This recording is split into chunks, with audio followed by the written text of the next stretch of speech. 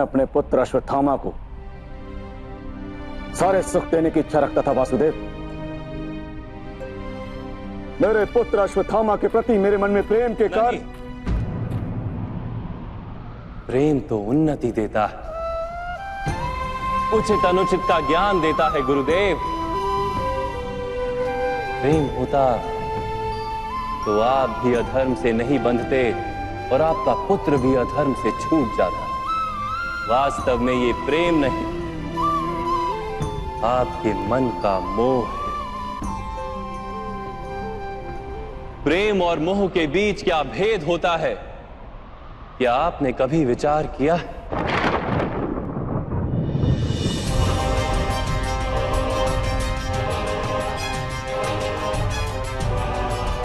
प्रेम से ही तो मोह का जन्म होता है वासुदेव।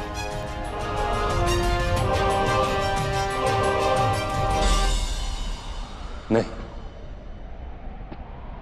वास्तव में जहां प्रेम होता है वहां मोह होता ही नहीं। प्रेम का जन्म करुणा से होता है और मोह का जन्म अहंकार से। प्रेम कहता है कि मेरे पुत्र को ईश्वर संसार के सभी सुख देंगे, और मोह कहता है कि मैं अपने पुत्र को संसार के सारे सुख दूंगा। प्रेम कहता है कि मुझे अपने पुत्र पर गर्व, और मोह कहता है कि मेरे पुत्र को मुझ पर गर्व। प्रेम मुक्ति देता है गुरुदेव, मोह बांधता है। प्रेम धर्म है गुरुदेव, और मोह अधर्म।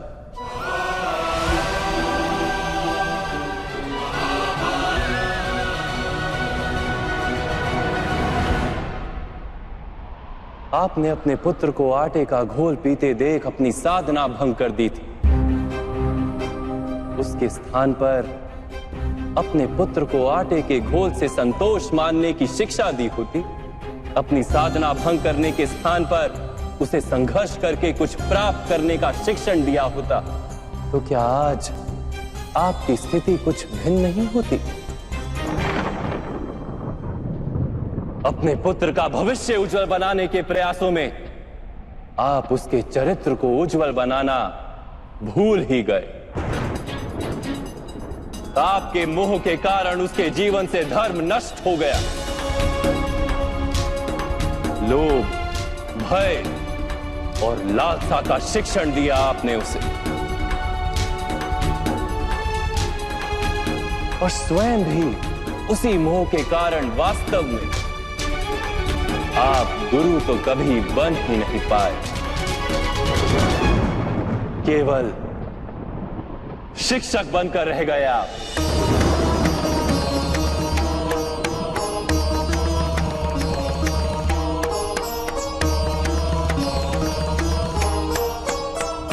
ऐसा क्यों कह रहे हैं वासुदेव?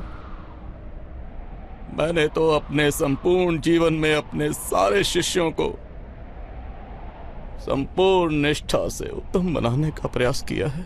गुरु वो होता है जो विद्या का दान देता है, विद्या का व्यापार नहीं करता। इसीलिए गुरु को अपने शिष्यों से दक्षिणा की आशा होती है, मूल्य की नहीं। किंतु आपने अपने अमूल्य ज्ञान का मूल्य निश्चित कर दिया। अपने ज्ञान के बदले में अपने शिष्यों से प्रतिशोध मांगकर आपने न केवल अपने जीवन में विष घोल दिया, अपितु अपने शिष्यों के जीवन में भी विष घोल दिया। और ये